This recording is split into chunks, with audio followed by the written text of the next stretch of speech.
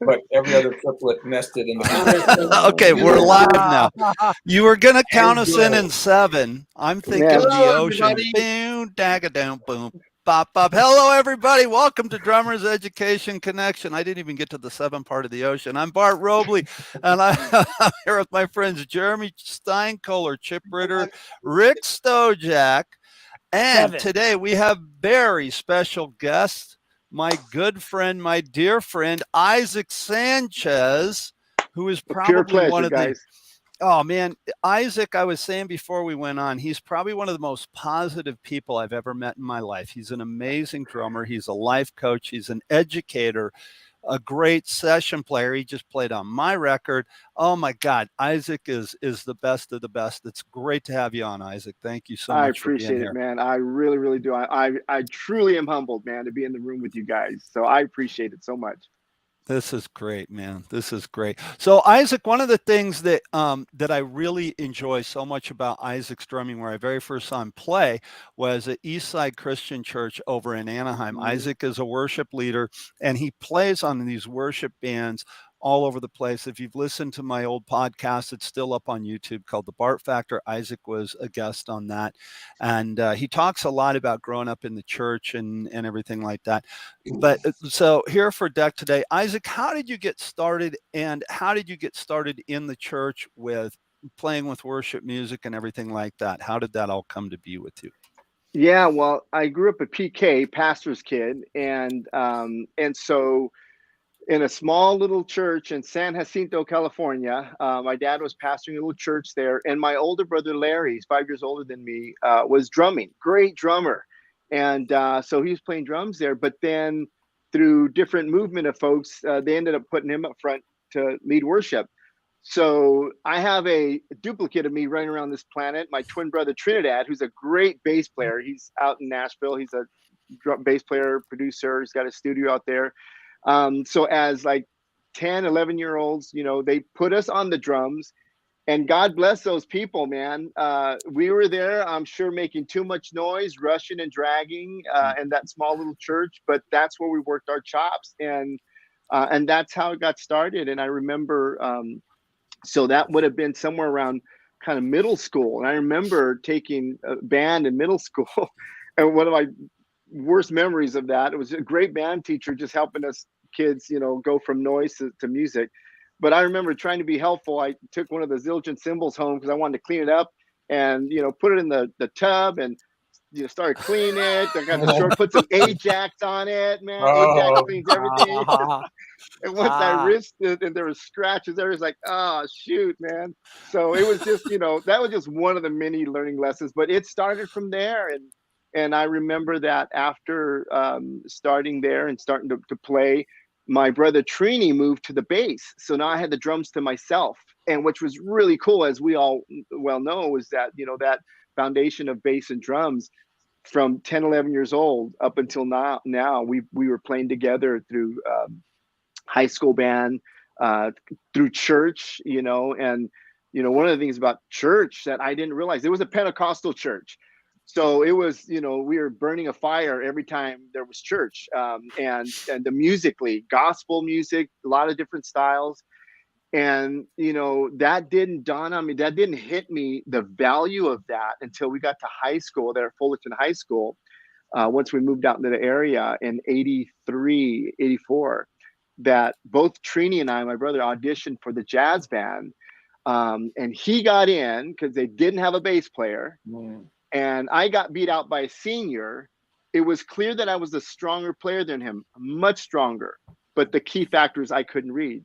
And, you know, growing up playing gospel music, it was just all ear. And so I had to work my chops for that year. Once he graduated, I was in, and I had learned some basic music. And what was fascinating about that is that in high school charts, as you guys know, there's ink everywhere. So I was sitting there learning like every part, you know. After high school, moved in right next door, you know, across Lemon Street to Fullerton College, which I knew I wanted to get into that band because they were just Jim Linehan, the director at the time, just had some amazing jazz bands. But when I went over there, I saw like the charts were like, you know, 10 pages long, but just a bunch of, you know, lines through time, 32 bars a time. And it was assumed, besides the hit, you know this style now, play the style, but don't forget to hit these hits. So I worked my chops hard in high school, reading every dot and ink and 16th note in there, only to come to find out that hard work paid off, because it freed me up then to be more creative in college, know the styles, but be free about how you're going to play through these 32 bars or whatnot. So, that was my bounce from church into jazz. And then of course, after jazz, it's, whatever work came my way, I was happy to do that. And that's why other styles started to open up. But to any guys that are playing, especially now contemporary churches where they're playing, a lot of, playing the tracks to click, man, that is invaluable. And if you're doing that now, and you haven't done outside gigs outside of your church, you're like light years ahead of where I was, because now you're playing to a click, you're playing to charts, you've got this stylistic, a lot of different styles that could be played depending on your church. There's a lot of similarity in worship music right now, unfortunately. But if you're fortunate enough to play in an area where you're being challenged with different styles, like in gospel music, man, your reward is coming, because as soon as you step out of that and someone throws you a click at a session or tracks, you're going to realize how quickly that helped. And then playing in front of an audience, since 10 years old, I was always in front of an audience in church. And so you learn how to kind of behave on the stage and kind of come prepared. And so that's kind of where it started, and kind of where it's been headed since then. Isaac, could you tell us and define for our listeners the types of grooves that you do in worship, and then how that differs from gospel chops, and maybe define gospel chops, like what they are? Yeah. The way gospel chops are now remind me way back in the days, like fusion jazz, even the electric band, man. That's the way I see it now. Now, that's not in my wheelhouse. And if ever I'm given something like that, I'll take the gig because I can play the music. And they know why they're calling me too. I mean, if they want like every one of those amazing hits done, they're going to call someone else. And but gospel music has gone from, like, the way I was introduced to it. Anyone who knows anything about gospel music going way back, then the name Walter Hawkins would make sense to you. Edwin Hawkins would make sense. And if you go back to listen to what iconic albums, Love Alive albums, these were amazing live worship services where this old school gospel was just pocket. Now, there was some hits, but it's nothing like the gospel chops today. Kirk Franklin and other guys. I'm not even too much in the loop of those names, but those are iconic names today. He is certainly. And so, but there was still this pocket. When you go back, it was just some feel good stuff that had, of course, in the African-American church, that had this incredible emotion attached to the music. Like whenever I would go just to sit in a Black church, a gospel church, Pentecostal church, man, you don't even have to believe what they're saying. If a buddy just invited you, there's a feeling that happens in there. And that's times 10 when you're behind the kit. It's such a powerful experience when you're, because in that arena, obviously, guys, when we're in front of an audience, there's a full respect. They've paid a dollar amount to show up to a gig, an artist that you're playing for, that we're playing for. So we respect their time after a long day of work or whatever. We come prepared. In a church environment, there's that other level, is that the message that's being sent is an eternal message. Those of us who are believers believe that. And so you have to stay out of the way too. In gospel music, there's a powerful emotion behind it, and yet at the same time, you want to be staying out of the way.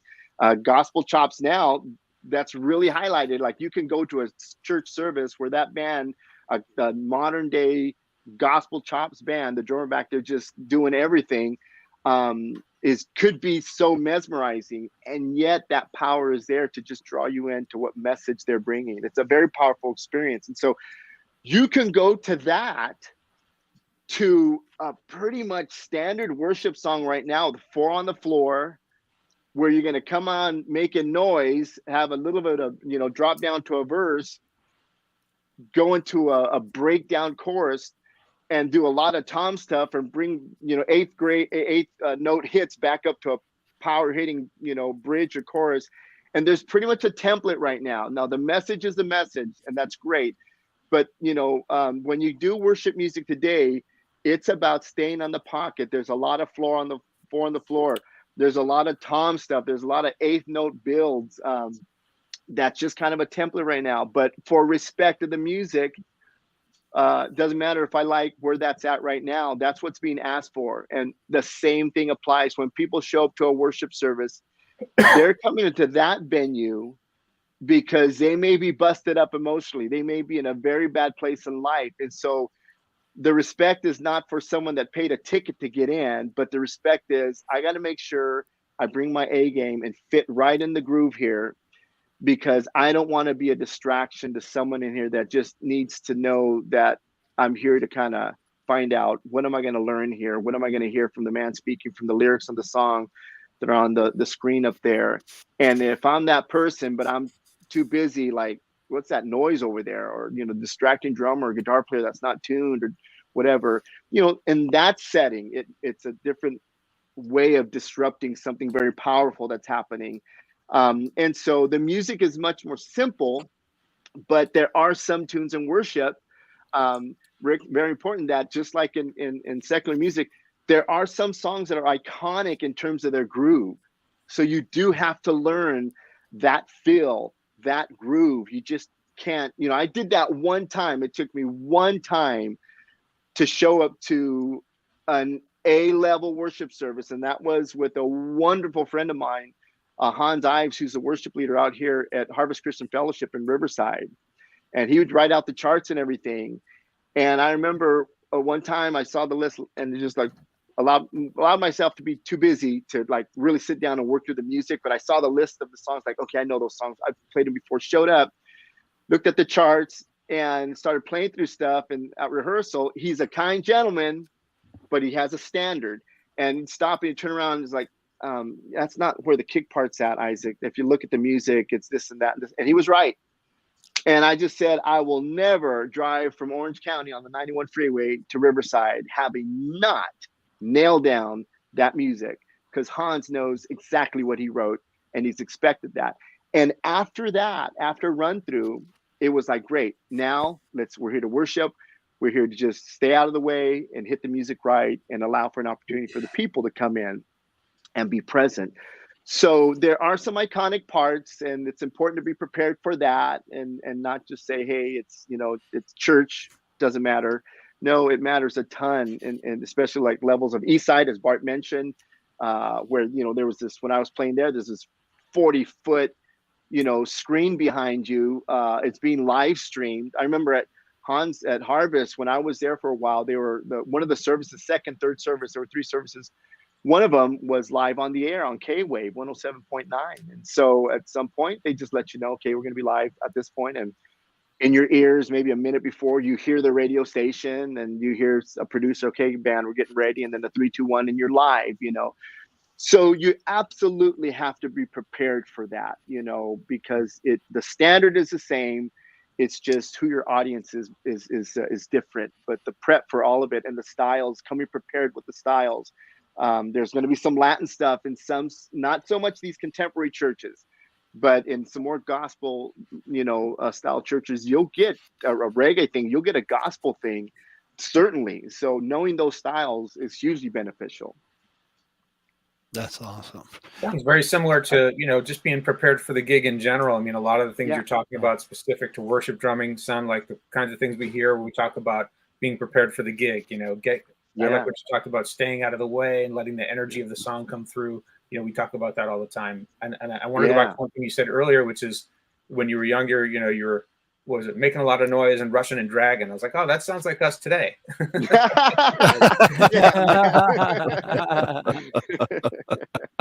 I do that all the time. What are you talking about, man? We always do that. The people that you mentioned to check out, are those drummers, or are they artists, recording artists? That's the whole thing I'm trying to get a grasp on. Like sounds like you kind of got to go to the mass to really get this stuff. That Yeah, you do. Yeah. Yeah, you do. So, for example, like Kirk Franklin, if you go to Spotify, YouTube, and you just type in that name, of course, you're going to start to get the more relevant suggestions, by the algorithms. That'd be a great place to start. And so that would be the one thing I would say, because even like, for example, if anyone who's wanting to play modern gospel right now, but took the name that I mentioned, Walter Hawkins, that's a history lesson. And if you Google him, you're going to get a lot of some of this old school stuff, which would be great to know the history of where it came from. You will get one iconic drummer that is on those Love Alive recordings, Joel Smith, who passed away a few years ago. That guy was an iconic drummer, bass player that everyone looked to. But even his era, even though he stayed relevant, his era before he passed on was earlier. He started as a young man in those Love Alive albums, those live albums. And so for, these other worship leaders, I'd suggest if you went in and looked up, like Kirk Franklin for the gospel stuff, Chris Tomlin for some, modern stuff, Matt Redman. These are some guys that are writing now, I'm forgetting some of the Hillsong, for example. Yeah, these are, you'll get these more relevant suggestions. And that's what I would do on any of those platforms where you're listening to music. Is Third Day still around? Third Day, I'm not even sure if they are. I know them exactly right, but I'm not even sure if they're still around on that. So I don't listen to a lot of worship music at all for the reasons I just stated. I'm not happy about where the state of the music is. Okay. But because I'm in that arena where, like at my church here, where when that stuff comes up, that's when I go listen to the stuff, and I listen hard. I put the music in my iPad on Fourscore, the app, and I listen and mark it up, and then listen again and follow my chart, make sure I got all of it right, and then move on. So I have all the ink on there, the digital ink on there. And then I'll go back, and then before, our run through or midweek rehearsal, if that's what it is, whatever it is, day of or midweek rehearsal, go through that again. So you have Fourscore on your iPad. Is that so you can take notation while the music's playing? Yeah. So when they send me the charts, a lot of churches, we don't use it at my church, but a lot of churches will use a software called Planning Center. So you can grab the charts from there and drop it. Yeah. Okay. Isn't that great that we're anointed with that technology? There it is. Boom. We got it in. There it is. Rick unplugged his camera. Communicate with the whole band, and the pastor can set the songs up, and you have all the MP3s and everything there. So you can have all the resources in one place. I love Planning Center. Absolutely, man. And so I just go in and drop it in Fourscore, just as you're saying.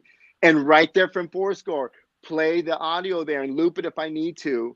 And that's exactly right. It is cool, man. So that the only thing left after that, this is the only thing on that is, depends on, like, even as you well know then, Chip, even in there could be some notes where they'll tell you, guys, we're going to cut out the second chorus, or we're not going to do the third verse, whatever. So then I'll make those notes accordingly if they didn't do it on the chart. Now, some of these guys will write their own charts, and that's there. The chart reflects it. But when that's not the case, you go to those notes, and then I make those notes on my chart. And then after I've done that, when we get to rehearsal, as we all know, any last things on that, like, hey guys, we made one last change, we're gonna repeat that one chorus, or pastor's gonna come up in middle of this chorus, so after that we're gonna break down and then go do the outro after that. All that detail is left, as we know, like any gig, at the rehearsal. But at that point, man, Planning Center and anything like that has helped you prepare, so that when you show up then, it's just, what are the last notes that we have for this material. Isaac, are most of the songs you play with a click track in the worship service? Yeah, here's what's really cool. I showed up at this church, I showed up at this church. Well, I came out here 2 years ago, so people weren't meeting. It's Cross Point Church. I love my church. Great church. And I'll be real frank, and if they listen to this, they'll get it. I was searching around what churches I might want to attend with my son and daughter here once things opened up. And I saw one of their live services, and I saw the music, and I wasn't impressed with it. Now, God bless all volunteers. I started there too. And like I said earlier, man, God bless the people that were sitting around listening to the noise that my brother and I made early on. But this church is not a new church. And so I saw that, like, oh man. And I had to check myself, because I thought, listen, if you're going to just make a decision off of that, that's not cool. Because there were other things going on at that church that were absolutely fantastic. And so after things opened up, we went to one of their Good Friday services, and the year before this last one, and we loved it. My kids loved it and everything. But once I got in and spoke to their worship leader, their worship pastor, and said, hey man, here's who I am. We're members here now. This is our church, and I just want to serve. Here's what I do. And I sent him some links to my YouTube channel because I'd done a lot of video recording of live services that I was playing with some good friends of mine at a church in Lakewood. And so I said, you can check that out, just so you know, but whatever your audition process is, I'm game. If you need me. If you don't need me, no problem. And so we had a great conversation. And over that time, they've made some changes that brought in the click, and we haven't brought in the tracks yet, but that's been in the discussions, because it's a smaller band. And actually there are some tracks. We are just introducing some light tracks, not enough to where it gets kind of goofy to where you realize, like, okay, there's just a trio up there, and where's this massive orchestra and 3 guitars? That gets a little bit weird at that point. So they are introducing it just to tuck in and fill Guy's in a some great stuff. guitar player. Yeah. Where's he at? Yeah. So it's at this church, we introduced have an app called Tempo, and that's what I'm using. And I'm not sure what Ryan, the other drummer, is using, but we're using the click, and the click, and they are introducing tracks now, and it's pushing everyone up. It's pushing up the game, and that's what I love. I love being a part of a group at a church that wants to raise their A game, and that's where I had to check myself, because I thought, listen, if you want to show up there and help them do that, that's great. You have something to offer, but don't sit around and complain about something, realizing that if they're willing to have you be a piece of the puzzle that's going to help grow it, show up and do the work with them. And so that's where we're at right now with that work. Complaining is that never. word. Yeah. Isaac, is it mainly just you locking in with the click, or sometimes do you have the whole band monitoring a click at once? Yeah, we have. That's a great question. We ask everyone to put it in there. And if the singers just need to have it slightly in there, that's important, because there are those breakdown moments where it could just be a synth pad, 8 bars before singer comes in. And if they don't have that in their ears, they're going to get absolutely lost. And so those singers are having to get used to that also. So it doesn't need to be pegging them in the ears, but they absolutely need to know how to count those 8 bars and where that clicks at, where they can jump right in. So in this case, yeah, everyone's there, and that helps everyone stay right where we need to be. You hear that, you singers out there? You need to be in time too. Right. All of you vocalists. It's not just us. All you tambourine players, please, if you play the tambourine, Rick, they're not listening. They're not listening. They're not listening at all. There's not even one singer watching this. No. Exactly. I've got a question for you. What do you recommend to drummers who are wanting to sort of take the leap into playing in their church service? So let's say, I've got a couple of students who are churchgoers and are really good drummers, but there's a drummer at the church, and they've sort of said, "Oh, I could sub," when the opportunity arises. But how do you make inroads into playing in a church, and what do you have to have, in your toolkit? Where do you have to be as a player to take the chair? Yeah, man, that's a really great question that I have one experience that I know is going to help them. I played at a church in Orange County one time that I had been at before, and I remember they had an iconic producer that was their worship leader in Christian music, and doggone it, I can't remember his name right now, but anyone who knows about this, and if it comes to mind, he produced a lot of old school Maranatha worship albums, 15, 20 years ago. He was a musical director for the Promise Keeper events at the stadiums around the country. And he most recently, I remember, was leading or help organizing at a church in Irvine, a big church in Irvine. So this guy was there. And I remember going there, visiting one time, thinking, oh, wow, man, he's here. And, but the music was very traditional. A lot of older folks there. And so he was, keeping it traditional, but wonderfully. It was just amazing. So then, 10, 15 years later, I show up there to sub and realizing, wow, they're doing the contemporary thing now. Okay, great. So that registered with me.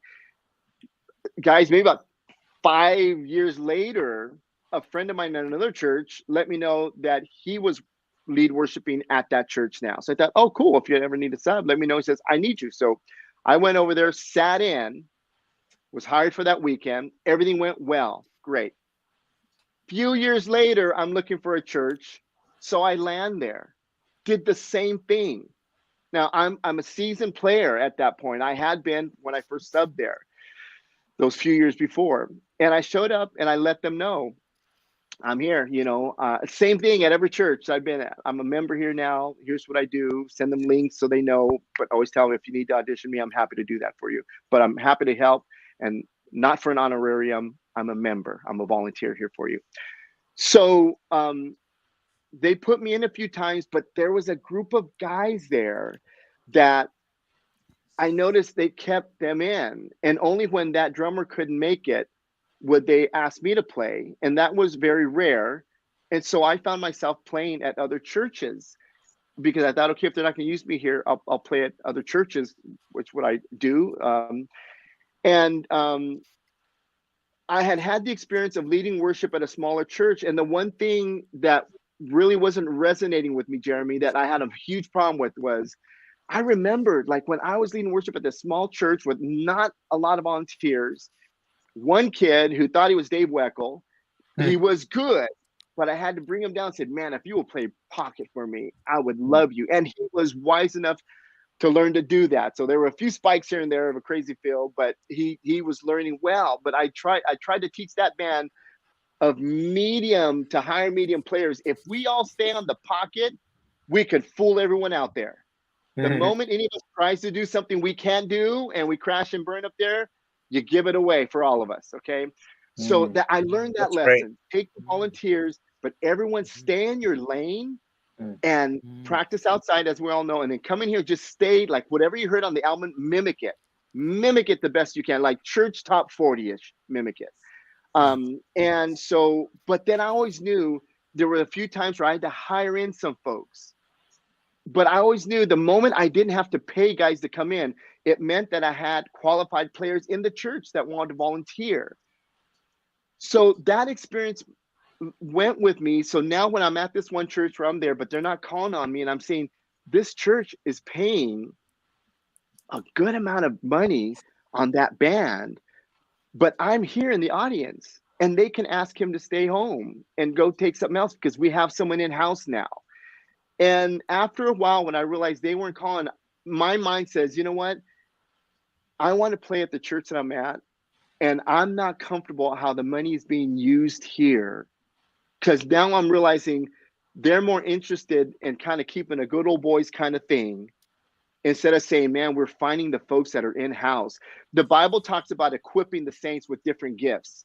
And once you start equipping the people that are in the church and you bring them on, they're there to serve. That's what we're there for. And so when you know that those people are in the room and you're not choosing them, to me, that's a misuse of the money. And that money comes from the people that are there in what's called tithes and their offerings. Right. So now you're bringing in the money, but not using it and saving it or using it wisely when you have people in the house there. So to your question and the advice there to those drummers, you go, if the worship leader in my mind has her head straight, they're trying to grow their group to qualified teams, or you're going to start to burn out people, or they're going to grow up, they're going to go to college, they're going to get a job. Now you're left without a drummer. That the way I was left without my bass player, my keyboard player, and that small church because his job schedule changed. Guys, Sunday mornings, I would find myself as a worship leader dialing my list of piano players that morning because I didn't have a bench to, that was 2 or 3 deep, guys deep. And so if the worship leader is qualified to their task, one of their tasks is you want to grow your teams to be qualified. That's one thing I learned and I saw in real time at Harvest. I remember where it was one stage, but when they started doing satellite churches, and I would found myself on helping out on some of the satellite worship bands that were meeting in these schools on the weekend, multi-purpose rooms or whatever.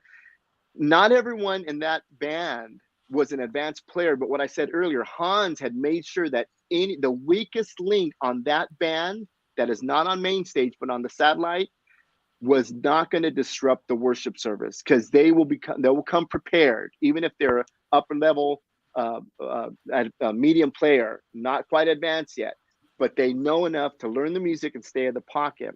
But Hans was growing teams because he had a vision. This thing's going to grow, and I'm going to need whatever it is now, 4 or 5 teams every Sunday. I'm going to need 4 or 5 teams. That's 4 or 5 drummers. That means I need 10 drummers because 2 of the drummers may call in sick, guitar player, whatever. And so, drummer, go there, let them know who they are, who you are. I want to volunteer, and here's what I do, and I'm happy to audition. But if they're not willing to put you in, I'm telling you, if you're qualified, there are a bunch of other churches that would be willing to take you on and help you do that. But, you do need to be at a level to where you can be prepared for the music and fool them at your audition.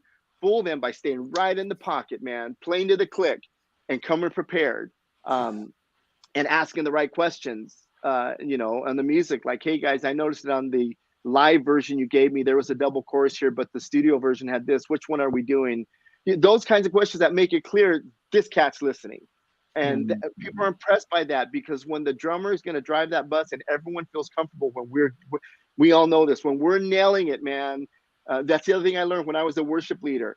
There were times where I hired drummers and it was like, dang, man, this is fun. This reminds me why I love playing drums because this drummer back here is just killing it right here. They came prepared. And it reminded me when I stopped leading worship and I was back behind the drums, it was always there. Like, Isaac, come prepared, make that person's job up there totally comfortable. Easy, right? Don't be adding nut stuff. Don't be making them almost turn around during a worship service because they heard something funky. Like, give them every reason to ignore you and do whatever they're doing up front. So that's the deal, musicians, drummers who want to, get into your church. Go humbly and say, I'm here to serve, and I'm happy to show you what I can do. And, if they're trying to grow their team, they're going to welcome you. They're absolutely going to welcome. If not, go back to your drum teacher and find out, here's what's happened. Help me find some other churches that might need other drummers and let them know I'm willing to help out. And that would be my advice to that, Jeremy. And as far as that's a great answer. As far as styles, you feel like a church drummer needs to be competent with swing, with funk, with pop, with reggae, with blues and funk, all that. Right now, the way worship is, it's just straight kind of pop rock. That's where it's at right now. It really is. And so they'll hear that. Now, if you end up at a church, like at my church right now, there's no weird styles, but they're picking songs not from, the Spotify worship list right now or whatever's on the radio right now. They'll pick other wonderful songs from other resources, but none of it is stylistically weird at all. So if you come to find out, and you'll know, go sit on the church before you go volunteer to play. Go sit in some services in the bench, listen and watch a couple services. If they're streaming online, listen, what kind of songs after 2 or 3 services tend to be the style. And if you hear something that's out of your will, what you're capable to do, don't go to that one quite yet. But right now, Jeremy, there's nothing stylistically weird. The best skill that a drummer needs right now is how to mimic the tune, because some churches are going to want to play it the way the record is. So you need to be prepared for that. I got a question for you, Isaac. It's because we're talking about styles. Recently, I had the opportunity to have Isaac do something for me as far as percussion stuff was concerned. And right away he goes, oh, it needs a cha-cha bell, a mambo bell, and a clave. The clave was already in there, but he recut that. He recut a shaker. It's just amazing stuff. And it really lifted the song, Now, where did you get those chops? Where did you learn all the Latin percussion instruments? Not so much the drum set stuff, but like how the clave fits in there, how the mambo bell and the clave fit together. Where'd you get that? You're an amazing player at that. Talk about that, please. I appreciate it, man. I know exactly where I got it. I got a doctoral degree in Latin studies in the School of Hard Knocks. And oh man, I remember this so clearly, you guys. I was probably about 20, 21 years old. I was playing in a worship band, and the bass player there, who I just met in this little worship band at a church in Duarte, just said, man, you know, I'm playing with a Latin band and they're looking for a drummer right now. Now, the most I knew about Latin music at that point was a samba. And in college, if the chart said Latin, that meant samba. That's all I knew at that point. And fortunately, that's all was being required. And so out of college, I'm in this worship band. And so I said, man, I'd love to do that. So just show up here. I remember, man, cruising down to this little warehouse where the rehearsal audition was, showing up, and there being some timbales there and some bells. Guys, I never felt so ill-equipped. So the percussionist was there with the congas, bongos, and a table full of toys. And on the drum set was the timbales and a few bells, jam block. I didn't know what the heck to do with that. But they started going through some tunes, put up the charts there, and said, okay, this one's going to be a cha-cha-cha. This one's going to be a son montuno. This one's going to be a danzón. Deer in the freaking headlights. And we still had 2 more hours to go on this thing. I just felt like, God, I don't want to be here right now. And they just kept powering through it. So afterwards, they said, well, listen, here's the tunes. Let's come back next Saturday, work on these tunes right here. Gave me some stuff to listen to. So I went to my little house on Amherst Street in Fullerton, California, set up a drum kit there. And that week just woodshed. And here came that next Saturday, went up there, set up. Was still, you don't learn that stuff in 1 week. Right. But what they saw was that I was willing to learn it. And we weren't learning that stuff because they had a gig next week. They were putting the band together. They were putting their drummer together. The band was together. They were replacing their drummer. So that was the benefit I had. They gave me plenty of stuff to listen to.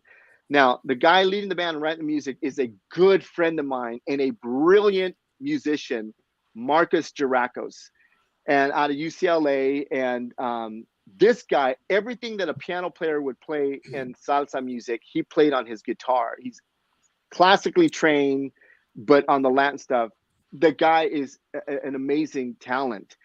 And so he was leading that band. Now, the percussionist, my buddy Guillermo Islas, just was so patient with me, you know, teaching me how to play what's called the cascade on the side of the shell of the timbales. So it was so cool where I'd be playing the drums and maybe have a cowbell hill here, but over, you know, on bass drum, but then on certain sections, let's say a shout chorus, move to the timbales and start playing the mambo bell on there. You start to learn. If you ever watch the Latin band, you'll see the bongo player playing through like a verse or something. And then he sets those down, gets this big old cowbell and bong, kiki-kong, kiki-kong, and it just moves you get goosebumps from that stuff. And so sometimes that will come from the timbalero, depending on what, you know, like a massive Latin orchestra, you got guys playing each individual thing. Otherwise, like Poncho Sanchez band, where you got 2 guys playing all the parts, you know what I mean? But it was that band, and I was with them maybe for a couple of years that I was with them. And that's where I got that doctoral degree, guys. And it was amazing. It was quite an education, quite rewarding, and that's where I learned that stuff. So when this was so cool, Bart, when you threw that stuff to me on that one tune, and I listened to that, I just lit up, man. I was like, man, I know what we're gonna do with this. And the key was, I appreciate your trust and your willingness to listen to what I said musically on there and say, see where this fits and see where this works, but here's how I'm hearing it and why. And so that's, that's kind of where that was coming from. Very much like a Brazilian tune that I was doing a few years ago for an artist at a studio there in Brea. They wanted shaker, and I was like saying, you know what, this traditional rhythm for Brazilian is not going to have a shaker, so I suggest we not put it on there. And I double checked that with a buddy of mine. He's like, man, I haven't heard that on a Brazilian tune, that this style here, and they're wanting for, tell me I'm right. So do not put that on there. So I saved them, credibility for their tune, and I reconfirmed for that style that, yeah, that's not what you do on this.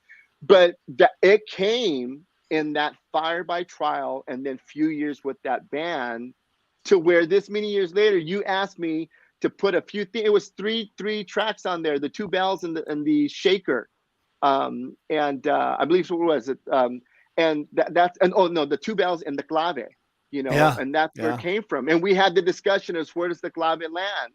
And the one thing I wanted to, because that's always, when you're in a traditional band, however the song is played, you'll hear it from the bass player, and you kind of know where that clave is landed, 3-2 or 2-3.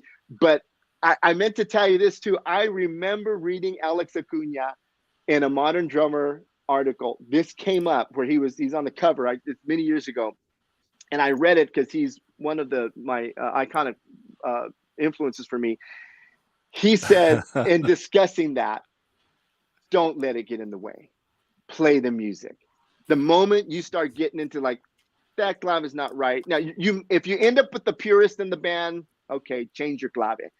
But if otherwise, his thing was, let the music just breathe, play the music, Right. and certainly learn the stuff as best as you can. But don't let that get in the way of feeling great when we're playing the music. And so, listen, if you're going to be in a legit salsa band, someone there is going to help you know.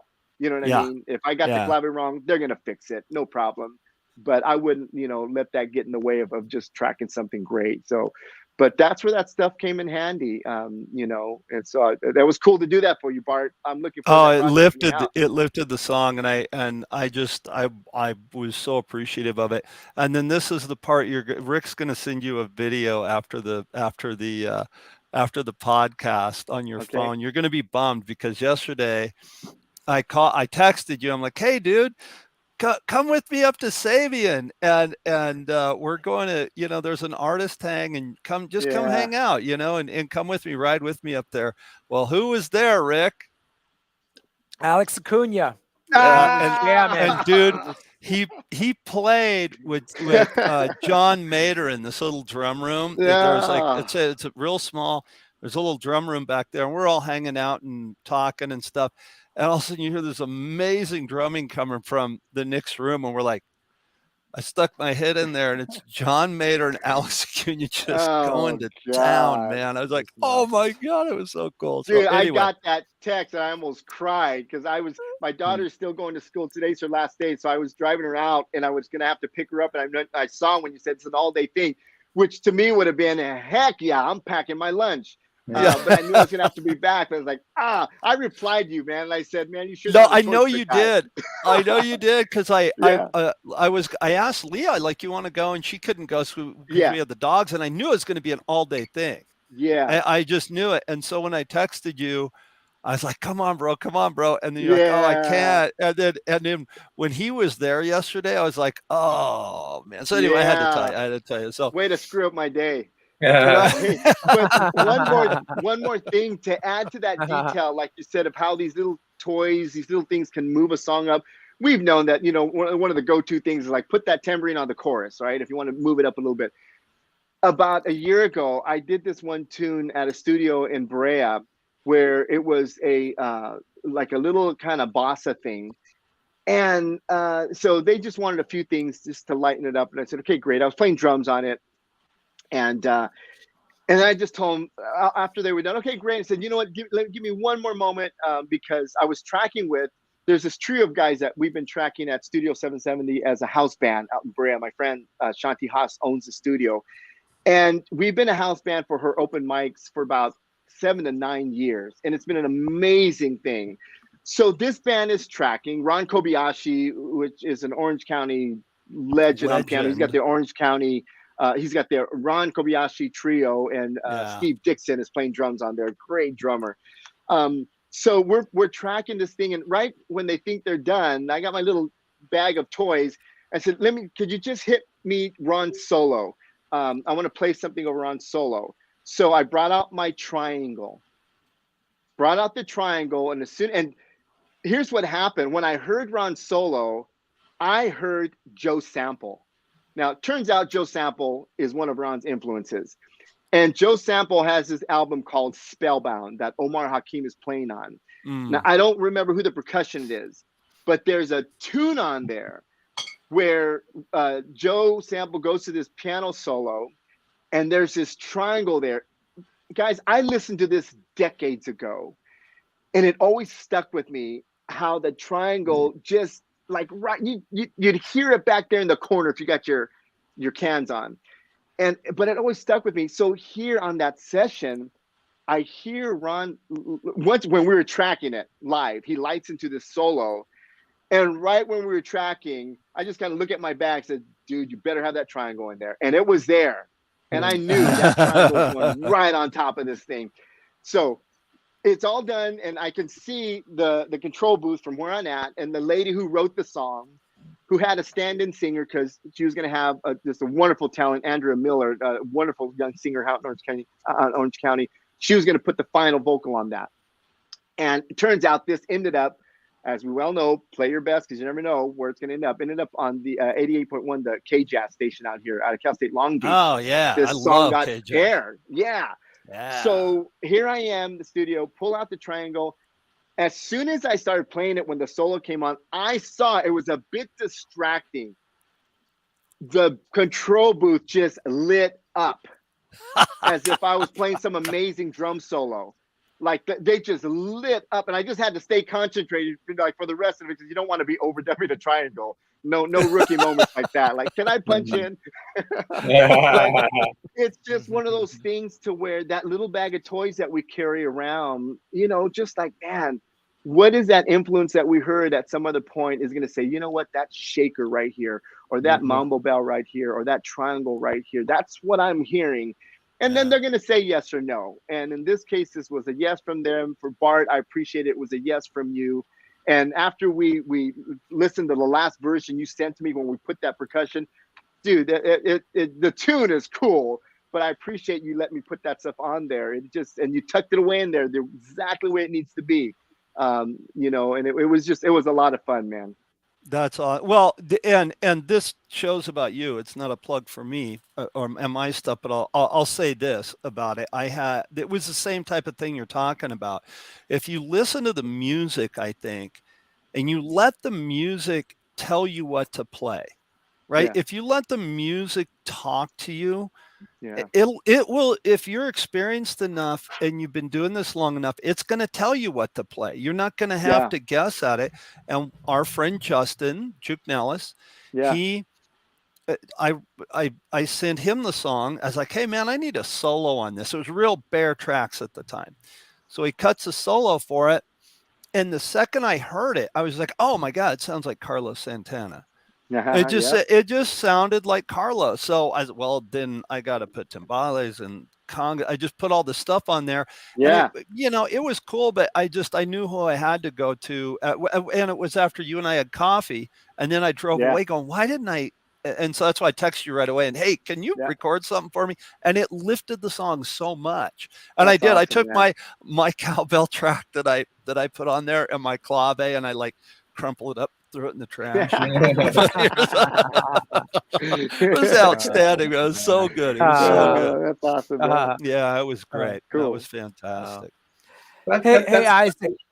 Go ahead, Jeremy. No, that's right. You got it, Rick. I have a question that a lot of my students are going to, have been asked this, and it sounds like there's a combination in the worship scene of volunteering and paid gigs. Yeah. And so how does that work? How does I know there are paid gigs, but how do you get to that level? How can you tell us the logistics about it all? Yeah.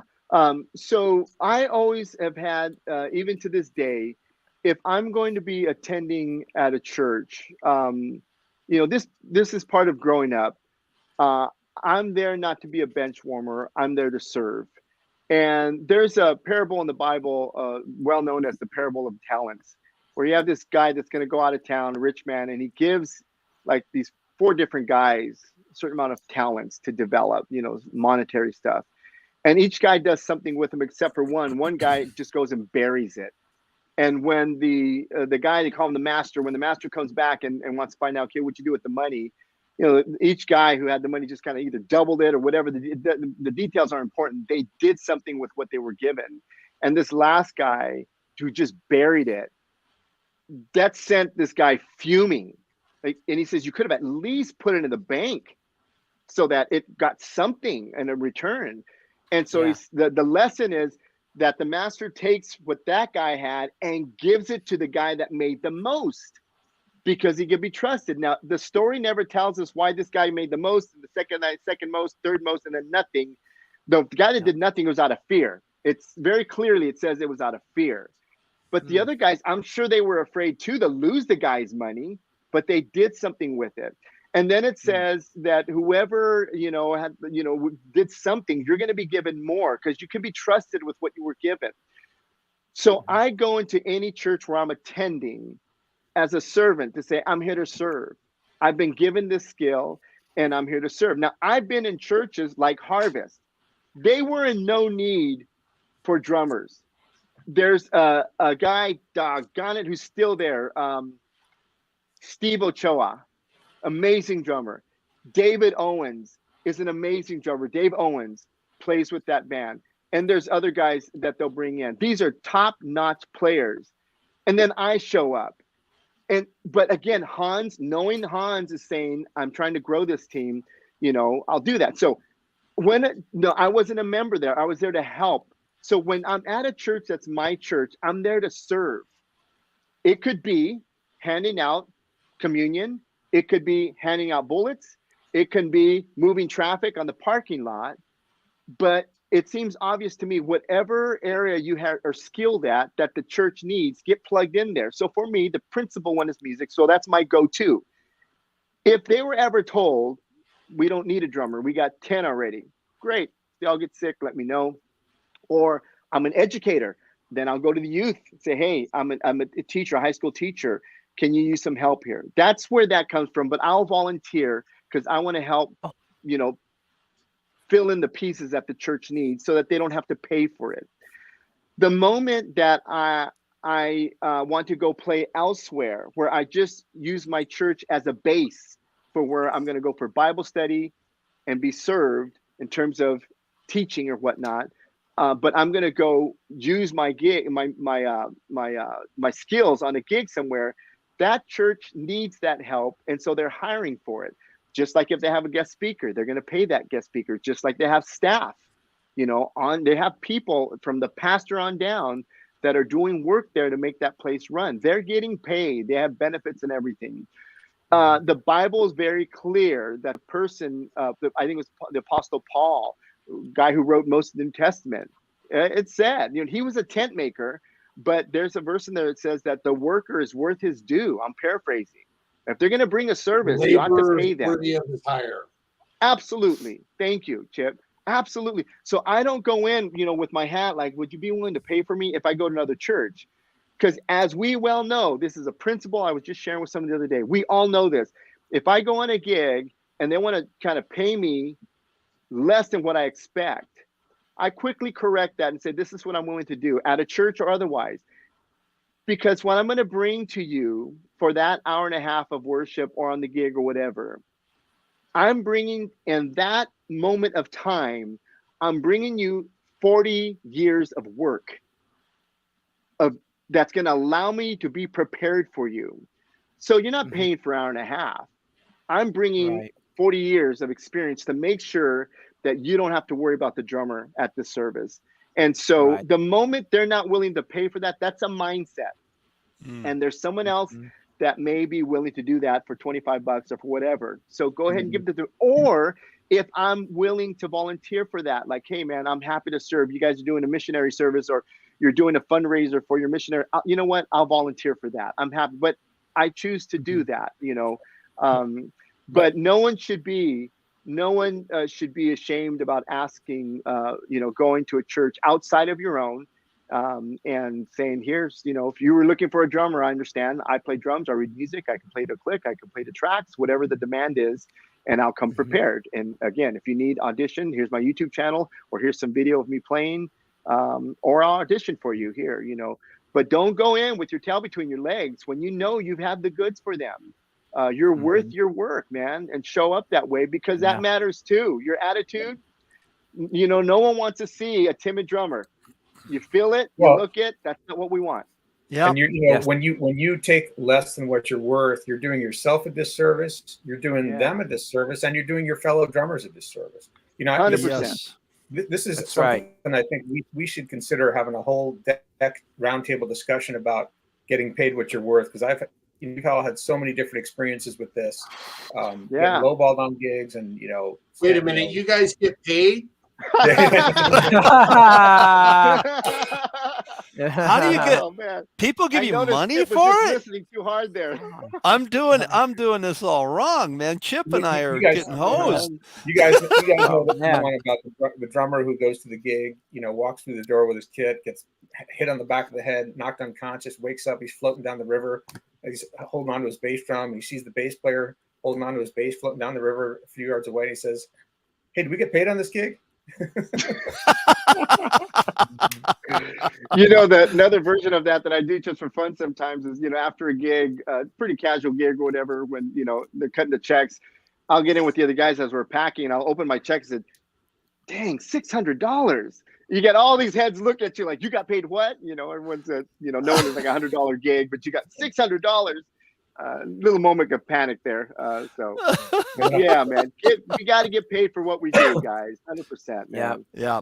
No okay, doubt. Now we're getting close to the end here, and this is something that has been somewhat of a ritual, and we ask everybody, and it's absolutely the most important question that we ask everybody. I mean, pretty much we've asked Famulero, we've asked everybody, and this is important for me, and this is going to be for self-serving reasons, because now we're neighbors again. So yeah. Are you ready? I'm ready. You got your ears on. Yeah, man. You're paying attention. Yeah. Okay, here it comes. Yeah. Where do you get the best pizza in Chino? Yeah. Oh man. Nona's. Nonna. 100%. Chino Hills. Chino Hills. Mike's Pizzas is down here, and they're good too. But when you want it to land heavy and hard, Nona's for sure. Get out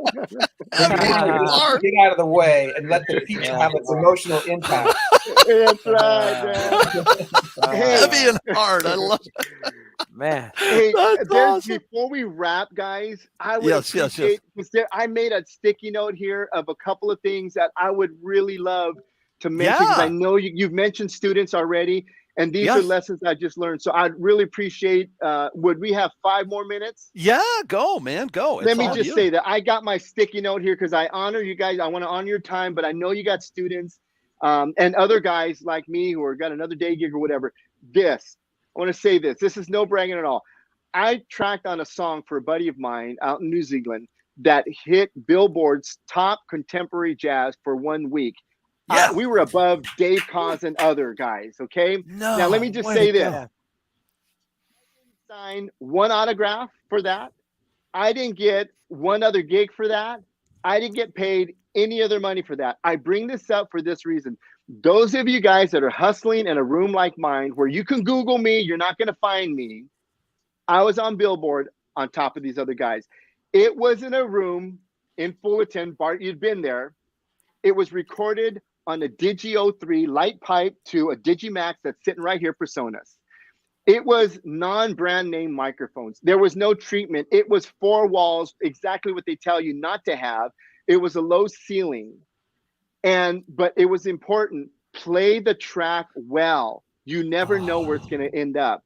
I love That's it. the first thing. Second thing, I took a gig. I'm not going to mention any names, from a top level LA jazz pianist who's still working today. His drummer at the time, who I know still plays for him, top level drummer that can just clean the floor with me. My friend had an artist, a local artist, who was auditioning drummers to play on her album of 7 to 8 tracks. She threw me the track. She threw me one track in particular. She threw this other guy the tracks. And she just told me, just so you know, Isaac, I gave the tracks to so-and-so. I like froze as soon as she said the name. I said, what do I do with that? I put on 2 mics. This wasn't even through my DG02 or 03, Digi-02 at the time. It was through like an M Audio 2-track audio interface, 2 overhead microphones. And I listened, came up with some ideas, scrapped ideas. And here goes to that thing about listening. I mentioned Dave Owens. Do any of you guys know Dave Owens, by the way? I know the name. Okay, I'm gonna send you his link. This guy's an iconic, a lot of worship drumming, but he's done some stuff on the outside. He was a drummer for Lion King out in the Pantages for a while when it was there. Just an amazing drummer who I first saw him in a worship drum setting, stayed in the pocket. Then I found him at a NAMM. He invited me to go watch him play. Just stunning chops. So musician. I'm at Harvest one time watching him in a worship service, and in this one section of one part of the song to the other, instead of just doing a typical drum fill, he does this kind of like jungle tom groove to move to the next section. I also saw him like doing the shaker thing and kashishi or whatever. Like, man, I got to try that. All right, so I saw that. Then whatever years later, I'm doing this audition with this known LA drummer. I say, here we go. So I track it. I hear this one section leading out of one section to the tune and the other. I thought, man, I can just do a fill right here. But you know what? I'm going to do that thing I heard Dave Owens play. And so I did this jungle tom kind of fill into this next section that just moved the song up. Here we go. Hit send, MP3 file.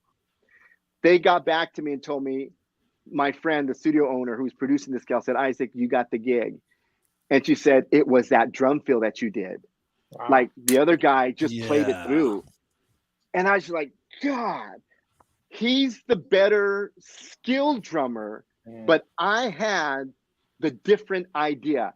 Listen, trust yourself, you guys. Forget how good they are. Trust yourself. And whatever you're listening to, that's the second thing I want to say. I've got 2 more. One,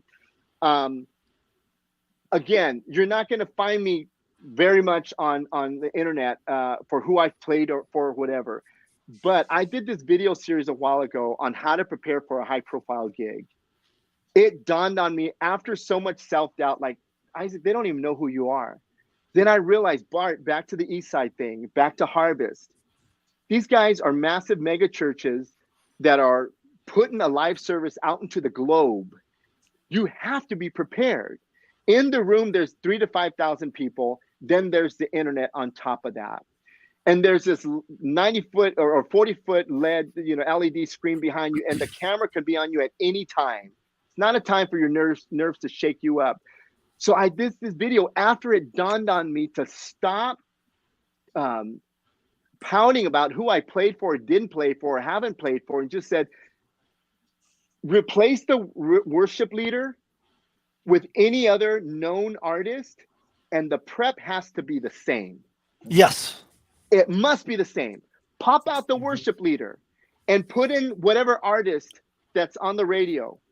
And you have to be prepared the same because the cameras are the same. The internet is the same. And so I showed them, how do you show, because some people ask us, all of us, man, aren't you nervous when you're up there? Like the camera was right on your face. Why didn't you, I would have just lost my drumsticks. We know it's all the prep before and it's the self-confidence of what you're bringing to it. So there was that thing. I may not be on someone known's big stage, but I'm on a big stage and I have to be prepared the exact same way. So don't be waiting for your call to be on the drummer of Modern Drummer or something else. Your world, you are big time to the artist who calls you. Yep. Whoever hires you, whatever church, you are big time to them, because it's that church's name that's on the line. And if I fall apart on that live service at Harvest or Eastside, that does not look good. And that worship leader, MD, is going to get a talking to by the pastor after that service. And they say, do not call that guy. And I'm going to sleep on whether you're going to be here on Monday or not, worship leader, because I don't know what you were thinking about that. The last thing, you guys, is Nick Buddha. Nick Buddha is an amazing Nashville player that played on Taylor Swift's first 5 albums that blew up. I met him through our friend, Matt Krause, on the Working Drummer podcast. Man, Bart, you've been on that and loved your interview on that. Nick Buddha was their second interview on there. And this last thing I want to say is the power of asking. When I met Matt, I've come to be good friends. When I go to Nashville, he's wonderful to give me time on coffee. And when I realized I had a chance, one of my other most influential drummer, God rest his soul, is Carlos Vega. And I remember I listened to, I read a Modern Drummer on Carlos Vega. And I first saw him on the Record Plant, GRP Live in Session, just stunning stuff. I heard it first on jazz radio. And then when I saw the video and I saw the crazy solo, he was so relaxed. It didn't match with what I thought this guy would have been sweating and everything. He was sweating, but he was totally in control. On the Modern Drummer magazine, they asked him, if someone wanted to know your best playing right now, what would they listen to? I was waiting for some crazy like thing that highlighted a drum solo, fusion stuff, which he was doing. He mentioned 2 albums. One, James Taylor's Never Die Young, masterclass in session drumming. The second one was Sarah Vaughan's Brazilian Romance, masterclass on session drumming. And when you have those cans on, you hear these tasty little things that are amazing. And it was clear to me he was saying, play stylistically and stay in the pocket. I got to meet him, and he was willing at the Baked Potato, and he was willing to meet with me and listen to my stuff. I didn't get back to him on time. He passed away. My second shot in my career was Nick Buddha. And I was willing through Matt, who's a good friend of Nick Buddha, Matt Krause, to meet with Nick Buddha when I was in Nashville. I sat with him in his room, in his little corner, not a corner of his upstairs room. And he tracked the tune that's on the radio now. And he walked me through the process. I just had to ask. And he said, yeah, man, come on over. I paid for 1 hour. When I was there, I said, man, I appreciate your time. He said, oh, man, I'm cool. If you got time, I got time. He gave me another hour. It's the power of the ask. Go ask the people that you admire and just say, can I meet with you? That's it. This drum kit behind me, a Gretsch drum kit. I bought the toms from one of my favorite drummers, Jimmy Erickson, who played on a band Allies. First album that they recorded, this drum's on, they're massive. He sold these to me, and I've had them ever since. And every time I heard that album, I was like, man, that's these toms right here. Well, I asked Jim, man, at one of his concerts many years ago, can I take lessons from you? Yes. I just had to ask. He ended up giving me some albums to listen to. Great drum teacher. Listen to this stuff. The Police was in there and everybody else. So to your students, to anyone who's watching and listening, don't wait for the big break. Whoever is hiring you, that's your big break. Do that well, and that will lead you to whatever else needs to come your way, and you'll be prepared for it. Mess up your job right now. Don't go waiting for the next gig, guys. It's not going to come, because the bad news is going to travel faster than the good news. And it's a high standard that we keep for ourselves. And so those things, I hope they serve you guys and your audience. But those have been life-changing moments for me. But I appreciate you giving me the extra time. I wanted to be sure to share that with you guys. Very cool. Thank you. Very helpful, Isaac. No, Isaac, that was absolutely fantastic. My pleasure, guys, gentlemen. Yeah, this was probably, I mean, over and above the fact that we're friends, a very inspirational episode. It's always nice to have one of your buddies on. Yeah. But it's also nice to learn from your friends as well. And I learned a lot from you, Isaac.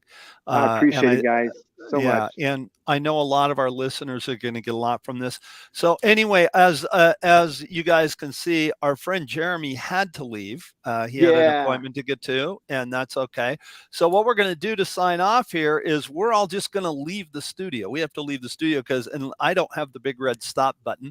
Jeremy left with that. So what we're going to do is we're all going to say goodbye from the deck, and one by one, we're just going to sign out. And thank you, Isaac. I'll text. Hey, man, Isaac, my pleasure, dude. You're the guys best doing. of the best. I certainly do. Thank you. And this already is on YouTube. It'll be hosted up there from now on, and I'll get the artwork up there ASAP. Isaac, we got to get coffee again because I have a million more questions for you. And when we do a roundtable, you know, in regards to some of the stuff that you talked about, would you be willing to come back? Oh, I'd be honored, man. I absolutely. You won't have to ask me twice. Excellent. Thanks, Isaac. Excellent. Thank you. Yeah, Nice you guys. meeting you, Isaac. Thanks for joining us, Cheers, man. Rick. Thanks so much. Please say Peace, thanks everybody. to Jeremy Thanks for for me. watching. We will. Everybody have a fantastic day who's watching, and we'll talk to you soon. We'll see you next week here on deck. Bye-bye. Bye, Talk to you everybody. later. Bye-bye. care.